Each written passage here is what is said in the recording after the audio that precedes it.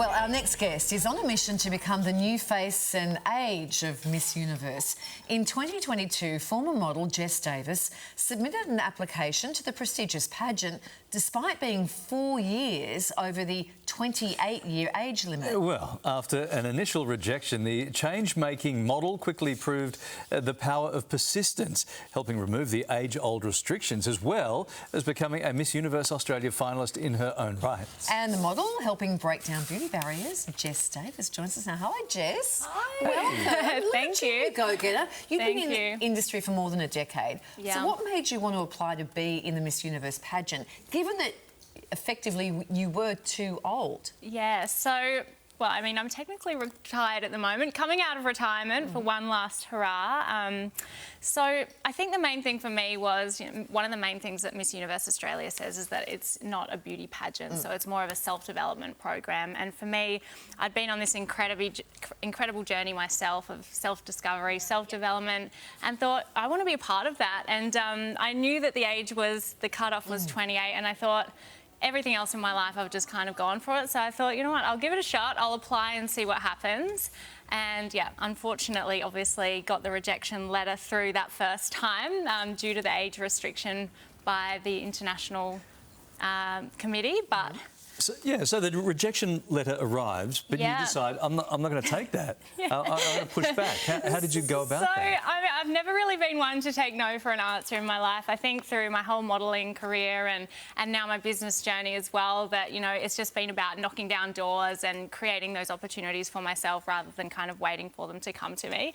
So when I got the rejection letter, I was like, surely this isn't the end of the road. I'd been thinking about it for a long time, and I was like, I wonder if there's a way that we can get around it. And I also just wanted people to see that, there is actually life after 30. So that was the idea, that, hopefully apply and let everyone know why I wanted to be a part of it and what reasoning, the age limit should be lifted. And yeah, lo and behold, a few months later, the age limit worldwide was actually lifted. So there is no upper age limit now? None at all, which is... Right, there you go. It's wild. You changed the world. Did you claim that as your victory? Well, look, I mean, I can't claim that it was solely for me. I mean, I think the whole world is changing now, and, I think it's quite obvious that Miss Universe would follow as well. But yeah, I think... So what does that mean for you now?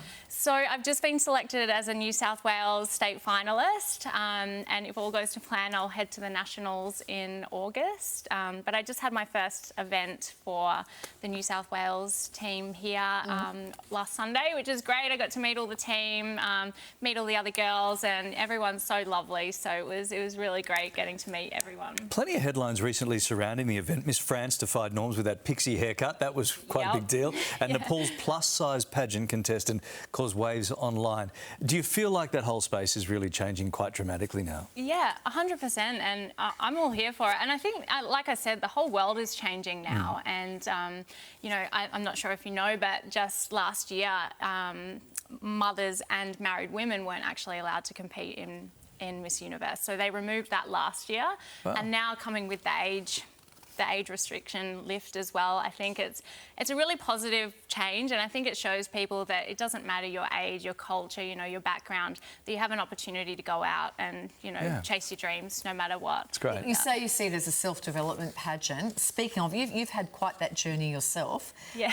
Because you have this chain of healthy potato restaurants. Yeah. Now, when we think pageant contestants, we don't think potatoes. We think more like you might have a salad bar. I know. So tell us about this, because you actually avoided carbs for a long, long time. I did. So I was one of those people that avoided carbs like the plague. So I, through my modelling industry, I thought that, they were bad, and they have got a bit of a bad rap over the years.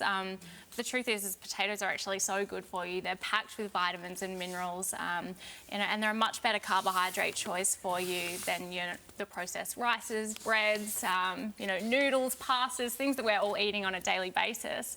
And so it all came about as actually quite funny. I met my now husband. And one week in, he said to me in a passing comment, he said, oh, if I had the money and I knew what I was doing, I would love to open a healthy baked potato chain.